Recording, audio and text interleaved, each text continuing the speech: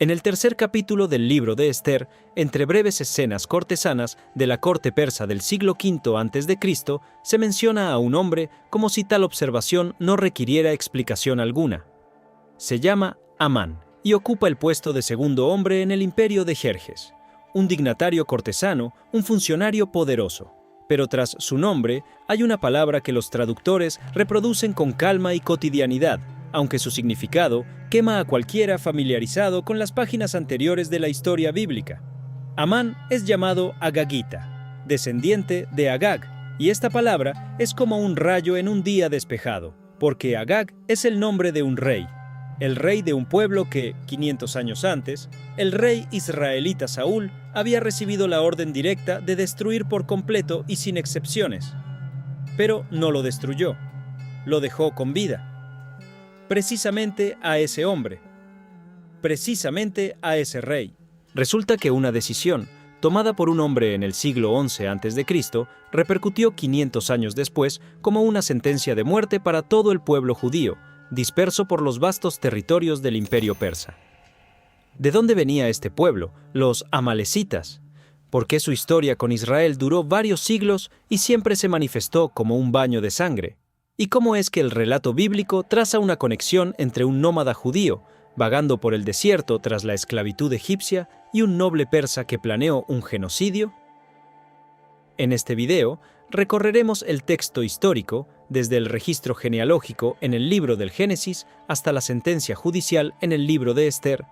Analizaremos qué se sabe concretamente sobre los amalecitas a partir de las fuentes escritas. Consideraremos las versiones de los investigadores sobre su origen y destino, e intentaremos comprender cómo un hilo, tensado en la antigüedad profunda, atravesó los siglos sin romperse.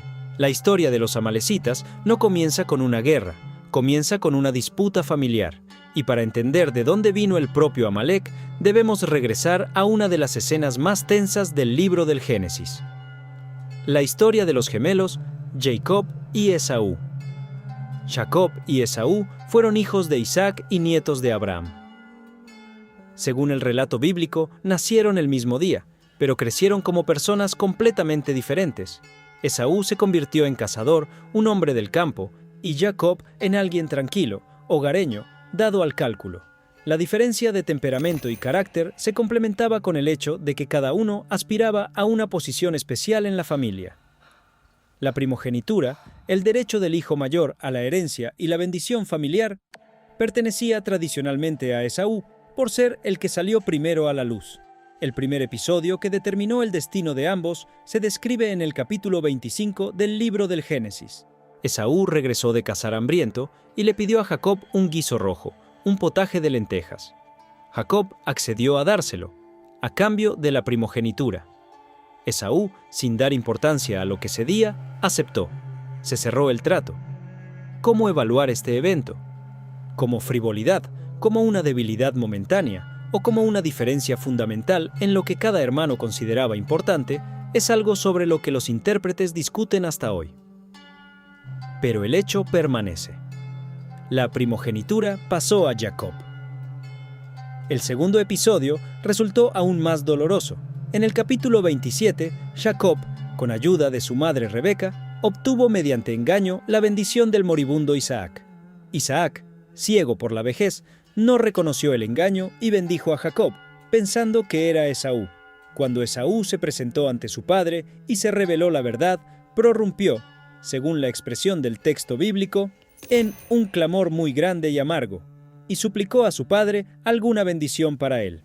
Isaac lo bendijo como pudo, con una vida de la espada y la posibilidad de sacudir algún día el yugo, pero la bendición principal, la que convertía al hijo mayor en cabeza del linaje y portador de la alianza, ya había sido entregada a Jacob. La reacción de Esaú, registrada en el capítulo 27, es breve y clara. Se acercan los días de luto por mi padre, y mataré a Jacob, mi hermano. No lo mató, Jacob huyó, pero la amenaza fue pronunciada. Y no se disolvió con los años. Esta historia es importante para entender a los amalecitas no como un bello preludio, sino como un hecho genealógico. Según el capítulo 36 del libro del Génesis, en la parte donde se enumeran los descendientes de Esaú, el hijo de Esaú llamado Elifaz tenía una concubina llamada Timna, y fue ella quien dio a luz a Amalec. Así, Amalec fue nieto de Esaú y por tanto bisnieto de Jacob. Los amalecitas y los israelitas no son simplemente pueblos vecinos. Según la genealogía bíblica, son parientes. La tradición rabínica, registrada en los midrashim medievales, añade a esta historia un detalle que le da una dimensión adicional. Estos textos relatan que Timna era una princesa, descendiente de un linaje noble, y que deseaba unirse a la familia de Abraham, entrar en la esfera de esa alianza. Se dirigió sucesivamente al propio Abraham, a Isaac y a Jacob. Los tres la rechazaron. Entonces, según la tradición, dijo: «Prefiero ser sirvienta en este pueblo que dama noble en otro», y se convirtió en concubina de Elifaz.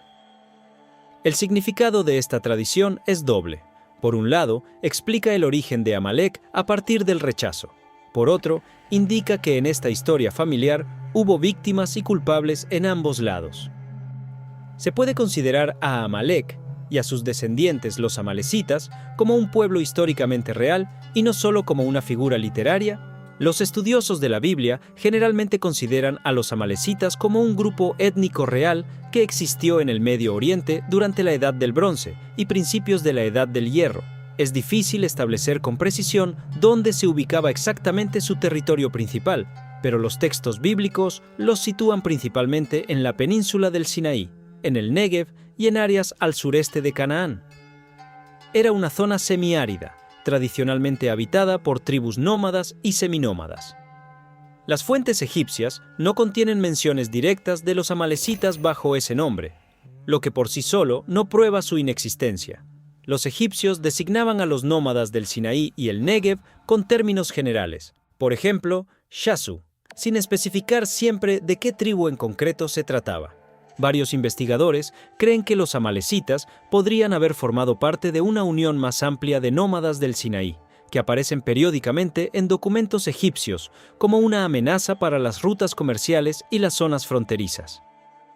Así, para cuando los israelitas, tras el éxodo de Egipto, llegaron a la península del Sinaí, los amalecitas ya eran un pueblo consolidado desde hacía tiempo, que conocía bien esos territorios y, al parecer, los consideraba su esfera de influencia.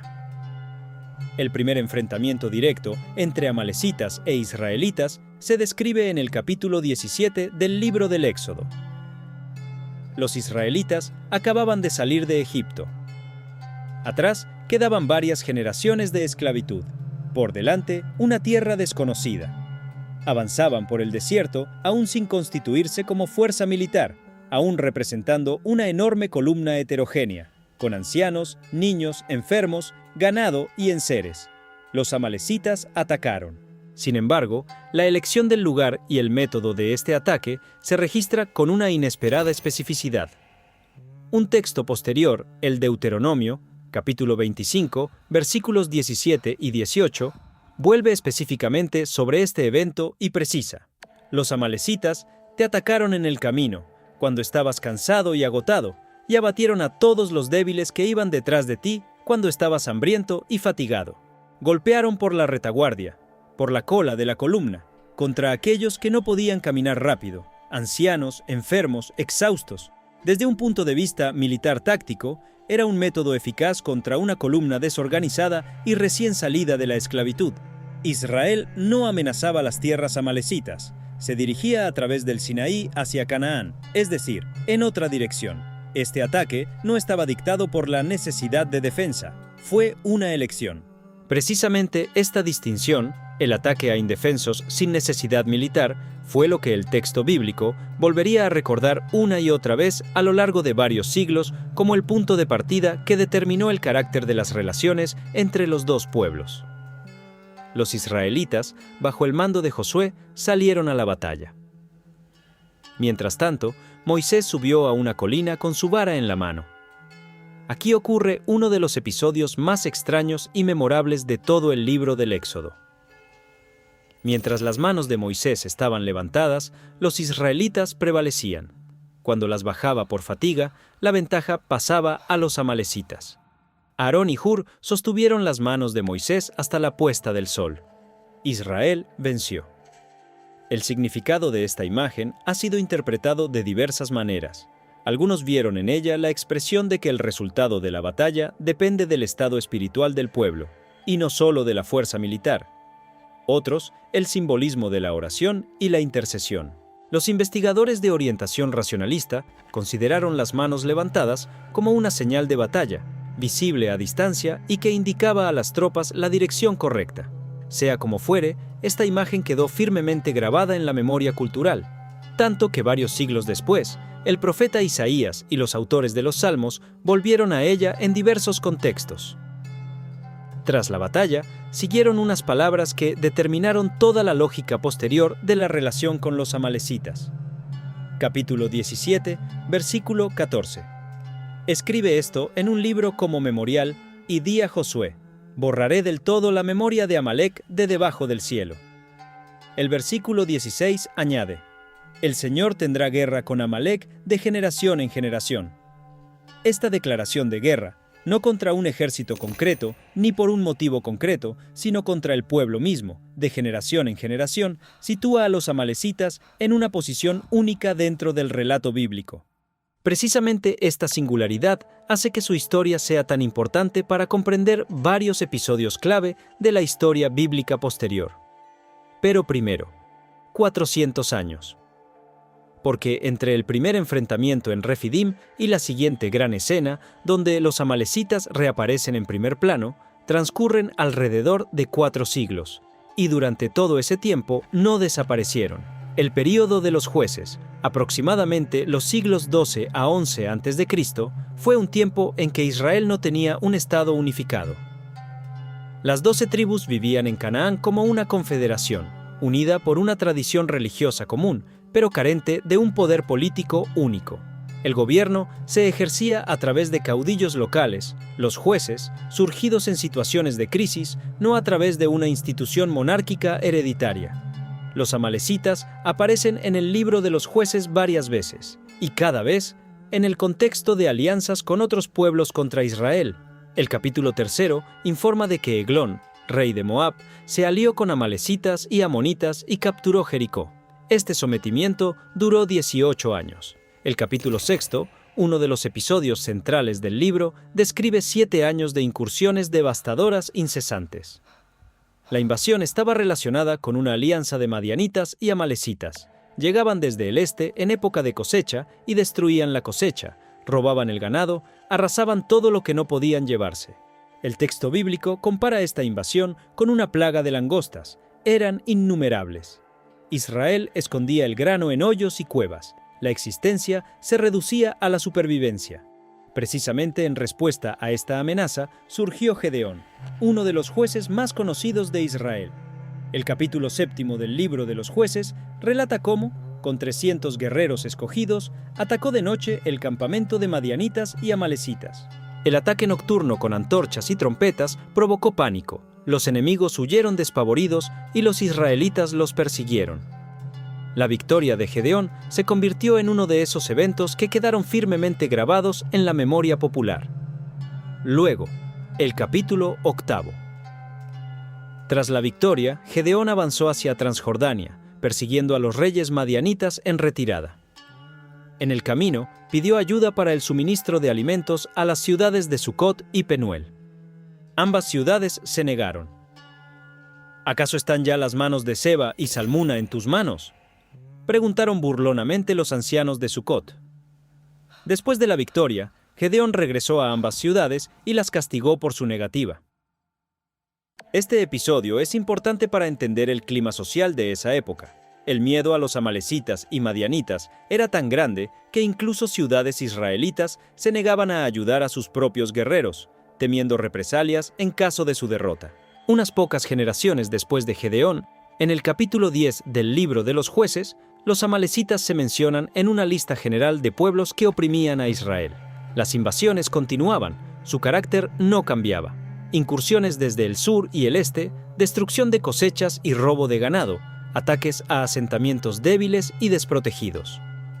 El primer libro de Samuel, capítulo 30, describe un episodio ocurrido ya en la siguiente época, en tiempos de David, cuando aún no era rey de todo Israel. sino solo gobernante de Hebrón y jefe de su ejército. David y sus hombres habían estado ausentes varios días, participando en acciones militares en el norte. Cuando regresaron a Siclag, la ciudad que David había recibido del rey filisteo Aquis, encontraron ruinas. Los amalecitas habían hecho una incursión al sur durante su ausencia. Siclag había sido quemada hasta los cimientos. Todas las mujeres y niños habían sido capturados, incluidas las 2 esposas de David, Ahinoam y Abigail. La reacción de los guerreros de David, registrada en el texto bíblico, es elocuente. Lloraron hasta que no les quedaron fuerzas para llorar, y luego hablaron de apedrear a David. Lo consideraban responsable de la pérdida de sus familias. David oró y decidió perseguir a los invasores. En el desierto, encontraron a un esclavo egipcio abandonado, sirviente de uno de los amalecitas que había enfermado durante la marcha. Él les indicó el camino. David alcanzó a los amalecitas y destruyó su campamento. Todos los cautivos fueron liberados y se capturó un rico botín. Este episodio es interesante por varias razones. En primer lugar, muestra que en el umbral de los siglos 11 y 10 antes de nuestra era, los amalecitas aún actuaban como una fuerza cohesionada, capaz de realizar grandes incursiones organizadas. En segundo lugar, demuestra su táctica. Atacaban precisamente cuando las principales fuerzas militares del enemigo estaban ocupadas en otro lugar. En tercer lugar, y esto no es menor desde el punto de vista de la historia posterior, el texto menciona que entre los cautivos capturados por los amalecitas en Siclag había gente del Negev y de Judá. Es decir, actuaban en un amplio espacio, atacando diferentes asentamientos israelitas en distintas zonas. Si se resume todo lo que se sabe sobre los amalecitas durante este período de 400 años, surge la imagen de un pueblo que no aspiraba a capturar territorios ni a un dominio sedentario sobre Israel. Su objetivo no era una guerra de conquista en el sentido clásico. Elegían el momento de vulnerabilidad, asestaban un golpe rápido y se retiraban con el botín, en unas condiciones en las que Israel no tenía una estructura militar unificada y no existía una coordinación estable entre las distintas tribus. Esta táctica era muy eficaz, pero llegó un momento en el que todo cambió. Israel obtuvo un rey. La transición a la monarquía es uno de los puntos de inflexión de toda la historia bíblica. El profeta Samuel, el último de los grandes jueces, fue una figura central en esta transición. Fue él quien ungió al primer rey de Israel, Saúl, de la tribu de Benjamín. Según la cronología bíblica, esto ocurrió aproximadamente alrededor del año 1020 al 1010 antes de nuestra era, aunque las fechas concretas varían ligeramente en las distintas tradiciones de investigación. Saúl, al inicio de su reinado, demostró ser un líder militar capaz. Derrotó a los amonitas, que amenazaban a Galaad, y luchó con éxito contra los filisteos. Tenía autoridad y experiencia militar, y a él le fue destinada la orden que debía resolver de una vez por todas el problema amalecita. El capítulo 15 del primer libro de Samuel comienza con Samuel transmitiendo a Saúl la orden de destruir por completo a los amalecitas. El texto es directo. Ve, pues, y hiere a Amalec, y destruye todo lo que tiene, y no te apiades de él. Mata a hombres y mujeres, niños y lactantes, bueyes y ovejas, camellos y asnos. Saúl reúne a 200.000 guerreros, emprende la campaña y derrota a los amalecitas. La victoria militar es completa. El ejército enemigo es aplastado. Las ciudades son tomadas. Pero aquí ocurre lo que la narrativa bíblica considera como una violación clave de la orden. Saúl dejó con vida al rey de los amalecitas, Agag. Además, el ejército tomó los mejores animales, ovejas escogidas, bueyes, terneros, corderos y todas las propiedades valiosas. La explicación que posteriormente dio Saúl a Samuel fue la siguiente: lo mejor fue tomado para ofrecerlo en sacrificio al Señor. El texto, sin embargo, señala otro detalle: destruyeron todo lo malo y sin valor. Es decir, la lógica fue la siguiente: todo lo valioso se conservó, todo lo inútil se destruyó. Esto es directamente opuesto a la orden recibida, que exigía destruirlo todo. Samuel se enteró de lo ocurrido incluso antes de encontrarse con Saúl. Las palabras que describen su reacción son contenidas pero contundentes.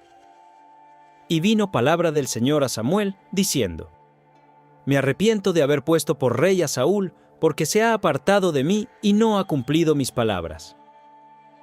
Samuel oró toda la noche. Por la mañana fue a ver a Saúl.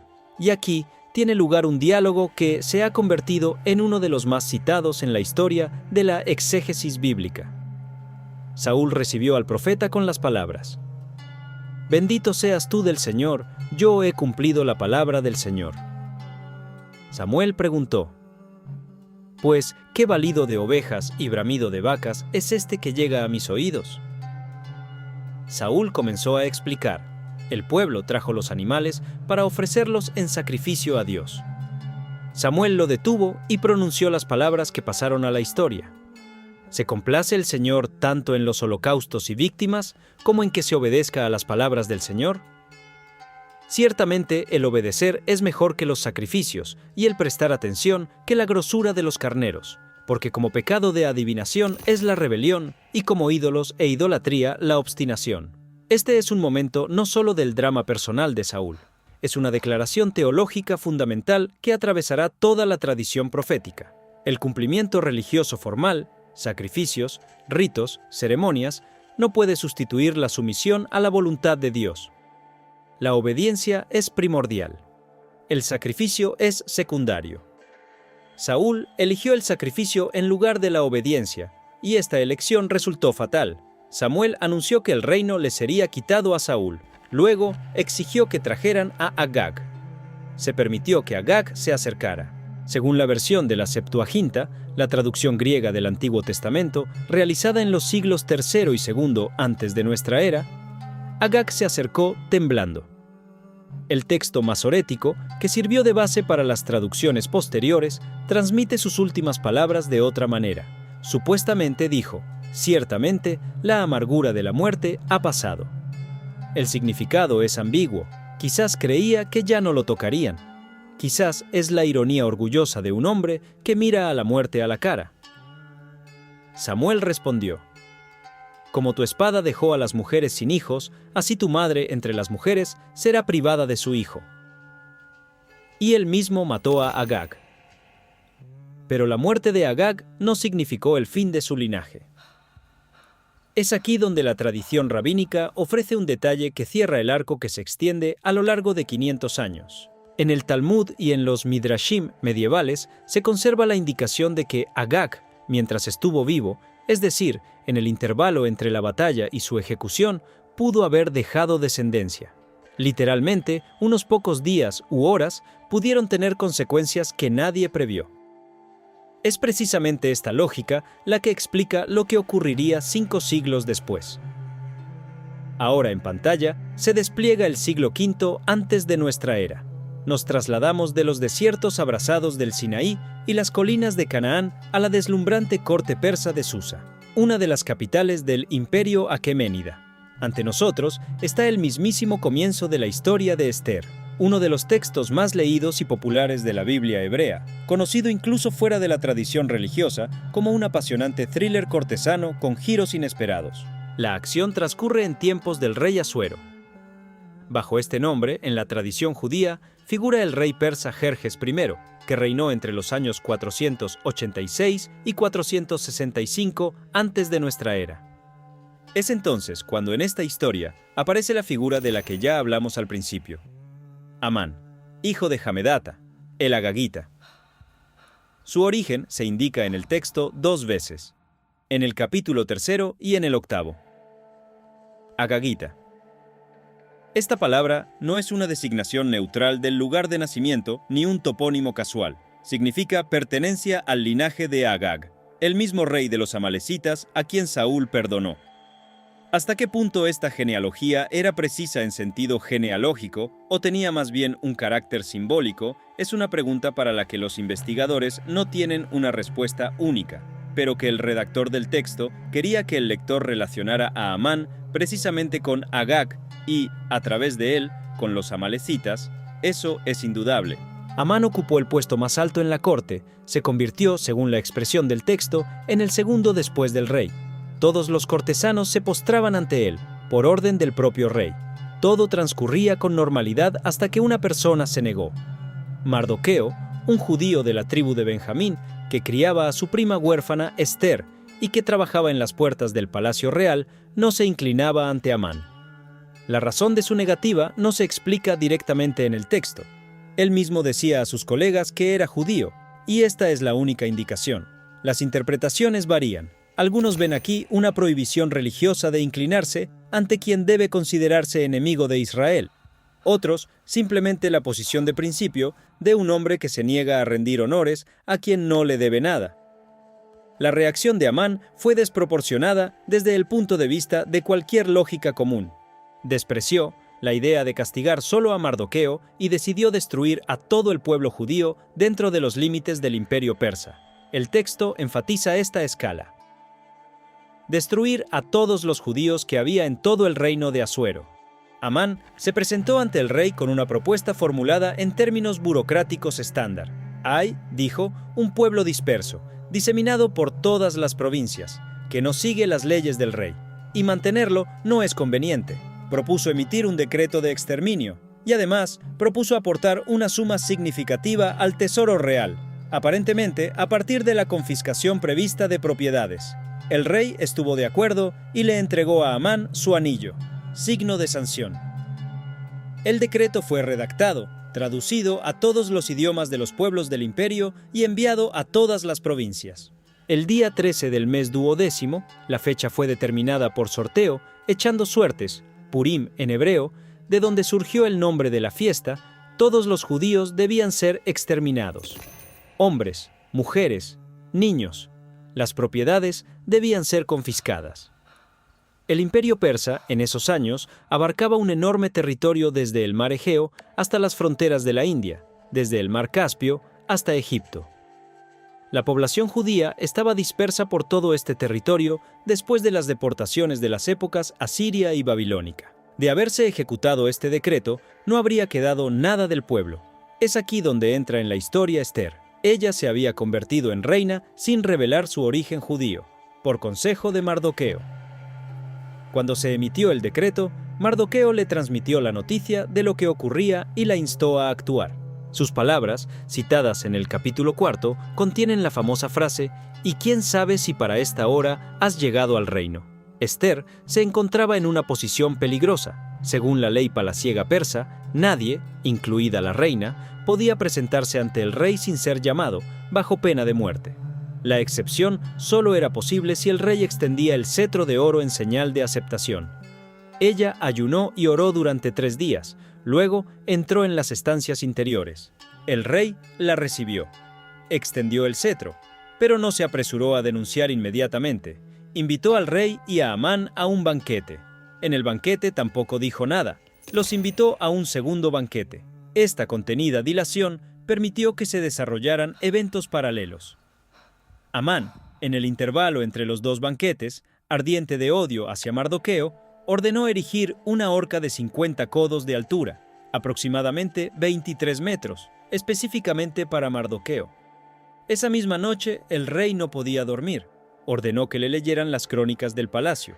Por casualidad, o no, los lectores llegaron al registro de cómo una vez Mardoqueo había descubierto una conspiración contra el rey y así le había salvado la vida. El rey preguntó: ¿había sido recompensado Mardoqueo? No, no se le había rendido ningún honor.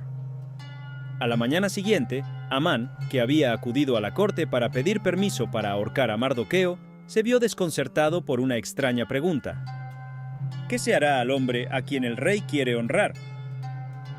Pensando que se refería a sí mismo, Amán propuso el honor más espléndido que pudo imaginar, y fue enviado inmediatamente a llevarlo a cabo en relación con Mardoqueo. En el segundo banquete, Ester finalmente se rebeló. Reveló su origen e informó al rey que su pueblo estaba condenado a la destrucción. El rey preguntó: ¿quién lo hizo? Ella respondió: ese hombre malvado es Amán. El rey salió al jardín, conmocionado o enfurecido, el texto no lo especifica. Amán se arrojó al lecho de Ester para implorar clemencia. El rey regresó y lo vio, e interpretó lo que ocurría como un ataque a la reina en su propia casa. Amán fue apresado, y uno de los cortesanos informó de inmediato: «Por cierto, Amán ha erigido una alta horca para Mardoqueo». El rey dijo: «Cuélguenlo en ella». Amán fue colgado en la horca que él mismo había construido. Este es uno de esos motivos que se encuentran en las más diversas tradiciones y literaturas del mundo, y que suelen denominarse justicia poética. La trampa se cierra sobre quien la tendió. El instrumento de destrucción se vuelve contra su autor. Pero el problema no se resolvió completamente solo con la ejecución de Amán. El decreto emitido, según las leyes persas, no podía ser simplemente revocado. Un edicto real, sellado con el anillo, era irrevocable. Se encontró la siguiente solución.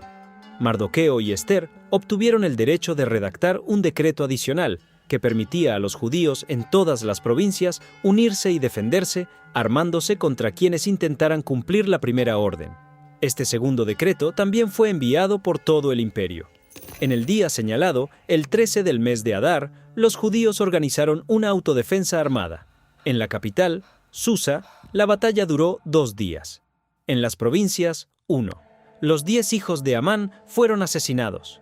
En la 15ª noche del mes de Adar, o en la 14ª en las provincias, los judíos de todo el imperio persa celebraban una fiesta. Esta fiesta recibió el nombre de Purim, por la suerte Purim, que en su momento echó Amán al elegir la fecha para la destrucción de los judíos. Lo que el enemigo preparó como instrumento de perdición se convirtió en un recordatorio anual de la salvación. El libro de Ester es el único libro de la Biblia hebrea en el que no se menciona ni una sola vez el nombre de Dios. Esto en sí mismo es objeto de un prolongado debate teológico. Algunos intérpretes ven en ello una indicación de que Dios actuó a través de las personas, permaneciendo entre bastidores. Otros consideran que el texto era originalmente una narración histórica secular, incluida en el canon más tarde y no sin controversia. Se conservan testimonios de que algunos sabios judíos en la era del cristianismo temprano dudaban del estatus canónico de este libro. Al final, entró en el canon y permaneció en él. Ahora detengámonos y observemos toda esta historia en su dimensión histórica. ¿Qué fue exactamente de los amalecitas como pueblo? Hacia los siglos 8 a 7 a.C., sus menciones en las fuentes se vuelven cada vez más escasas. Las crónicas asirias, que registran los destinos de numerosos pueblos de la región, prácticamente no mencionan a los amalecitas. Esto concuerda con los datos bíblicos. En el primer libro de las Crónicas, capítulo 4, en relación con el reinado de Ezequías, se menciona que 500 hombres de la tribu de Simeón derrotaron a los amalecitas que habían quedado en los montes de Seir. Esta es la última mención directa de los amalecitas como una fuerza activa. Después, desaparecen de la narrativa histórica. Al parecer, los amalecitas como pueblo independiente dejaron de existir en algún momento de la era de la expansión asiria. Las conquistas asirias de los siglos 8 a 7 a.C. reconfiguraron todo el cercano oriente, y muchos pueblos pequeños de la región fueron destruidos o se disolvieron entre grupos étnicos más grandes. Los amalecitas, un pueblo seminómada sin ciudades fortificadas ni estructuras permanentes, eran especialmente vulnerables. Pero entonces, ¿qué hacer con el agageo Amán en la era del dominio persa, en el siglo V a.C., cuando los amalecitas como pueblo ya no existían? Aquí, las opiniones de los investigadores difieren. Algunos creen que la designación agageo podría no haber sido étnica, sino precisamente una designación genealógica que indicaba un origen real de un linaje concreto. En ese caso, estaríamos ante un descendiente de una línea sobreviviente que conservó la memoria de sus raíces. Otros consideran que esta designación tenía más bien un carácter simbólico o literario. El compilador del libro de Ester quería presentar a Amán como la encarnación del enemigo eterno, un amalecita en sentido espiritual, no literal. Otros proponen una versión intermedia. El Amán histórico podría haber pertenecido a uno de los linajes de Asia Menor o del Próximo Oriente que remontaban su origen a antiguas líneas reales del cercano Oriente. Sea como fuere, la línea de razonamiento que el autor bíblico propone al lector es evidente. Un descendiente de Agag casi destruye a los descendientes de Israel. Una acción inconclusa en una generación casi se convierte en una catástrofe para las generaciones siguientes 500 años después.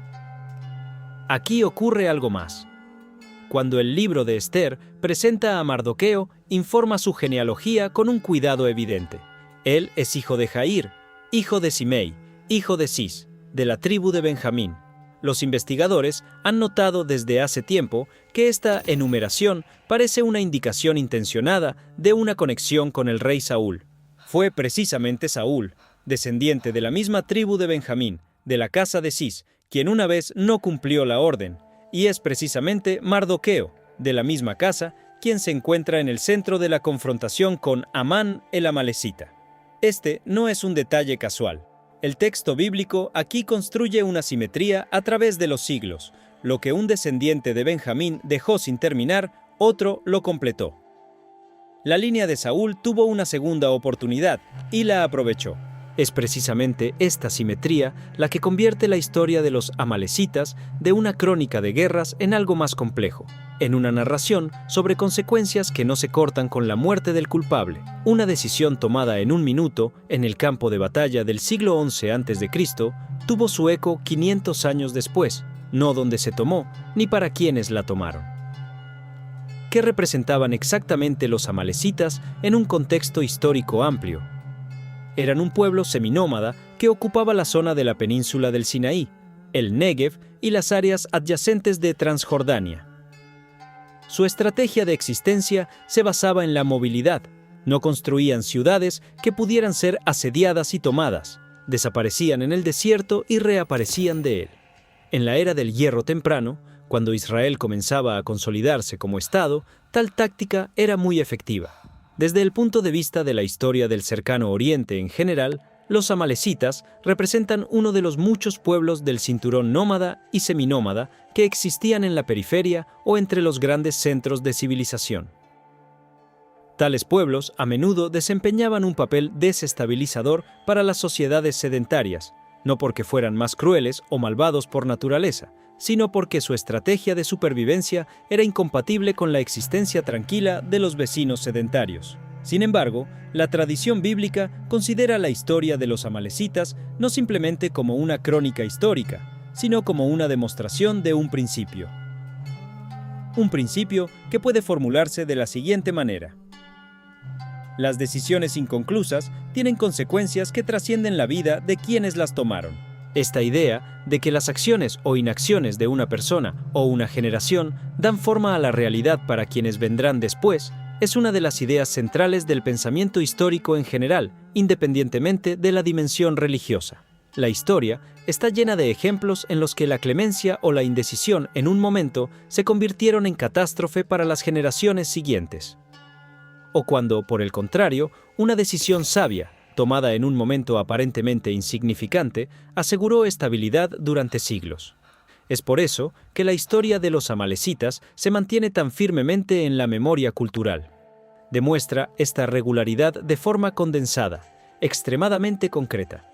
Un rey concreto, un prisionero concreto, una horca concreta 500 años después. El libro de Esther, si se considera como un documento histórico y no solo como un texto religioso, es notable por otra cosa. Está pintado sobre el fondo de una realidad histórica genuina. El imperio persa aqueménida, su estructura administrativa, la costumbre de enviar decretos reales en diferentes idiomas, la práctica de nombrar sátrapas en las provincias, el propio nombre de la capital Susa, todo esto encuentra confirmación en fuentes independientes. Los historiadores griegos, Heródoto y Jenofonte, describieron la corte persa. Las excavaciones de Susa han proporcionado un rico material arqueológico. En otras palabras, el contexto histórico real del libro está bien establecido.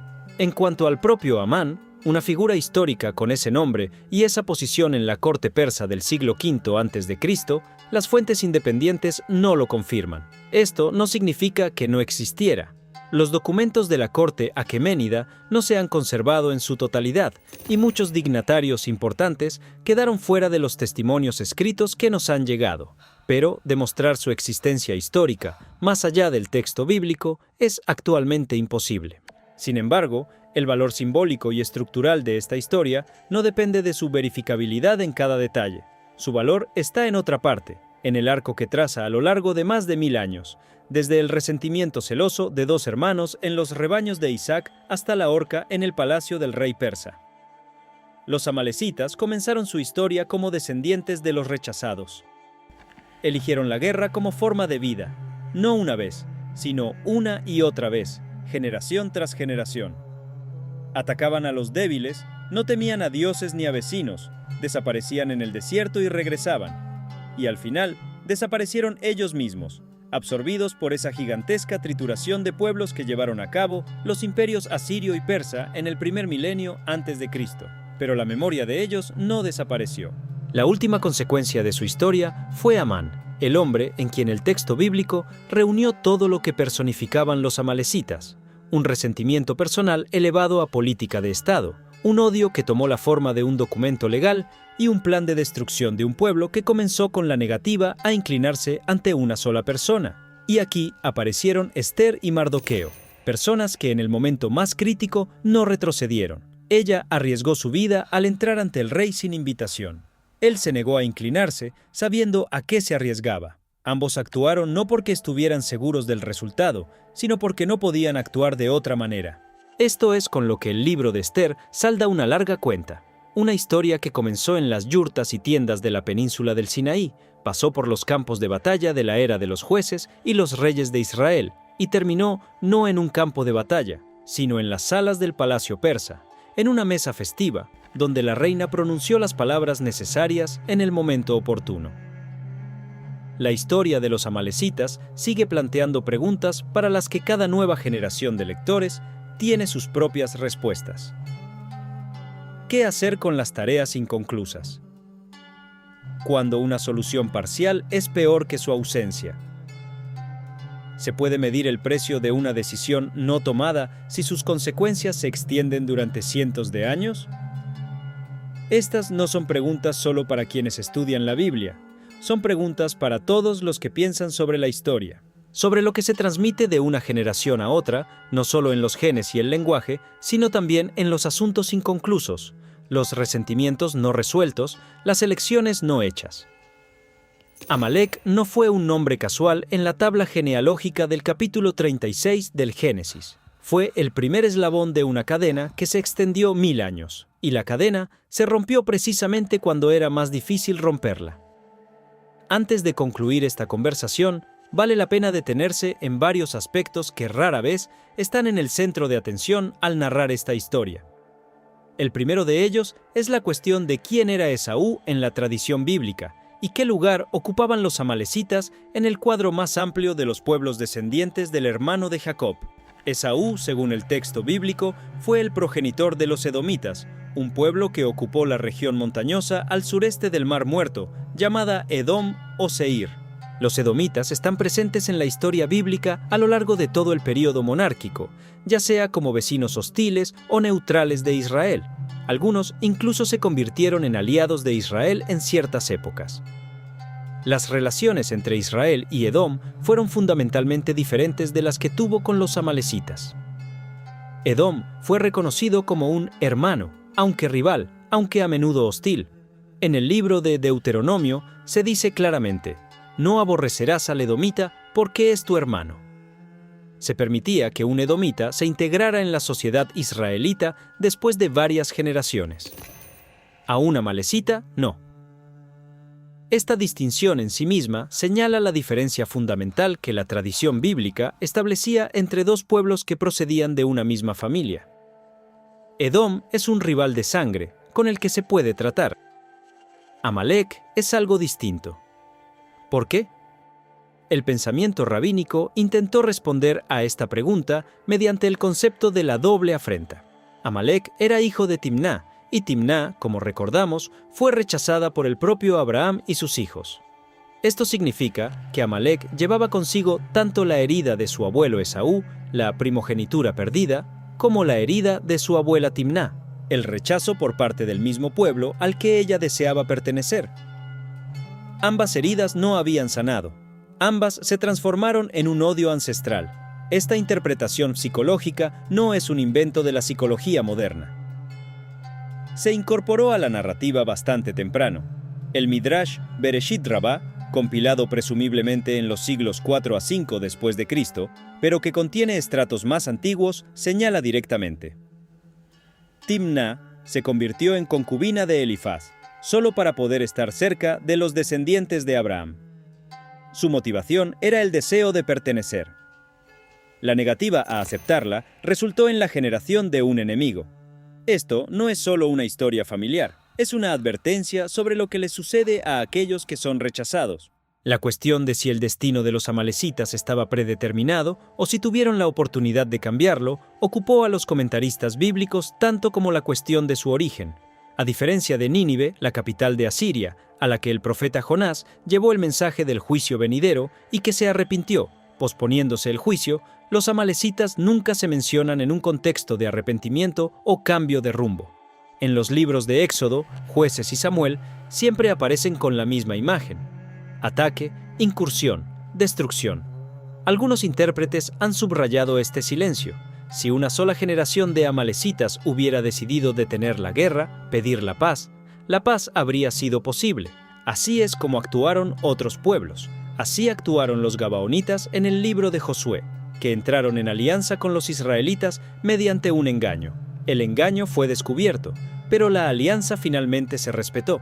Los pueblos que mostraron disposición a la paz podían coexistir con Israel.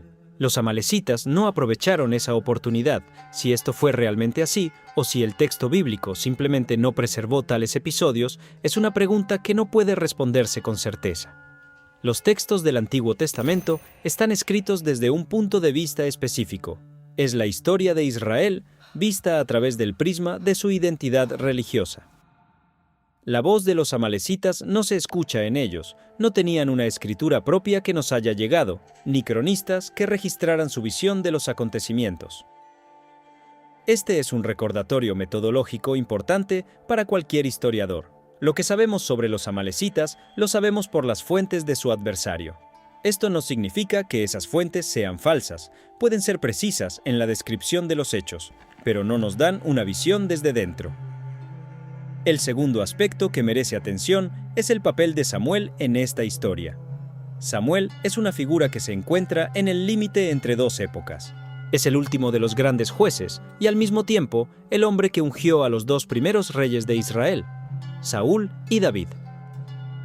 Su relación con Saúl es una de las líneas más cargadas psicológicamente en el primer libro de Samuel. Cuando Samuel anunció a Saúl su rechazo, claramente fue doloroso para ambos. El capítulo 15 contiene una frase breve que oculta mucho. Y Samuel no vio más a Saúl hasta el día de su muerte, pero Samuel lloraba por Saúl.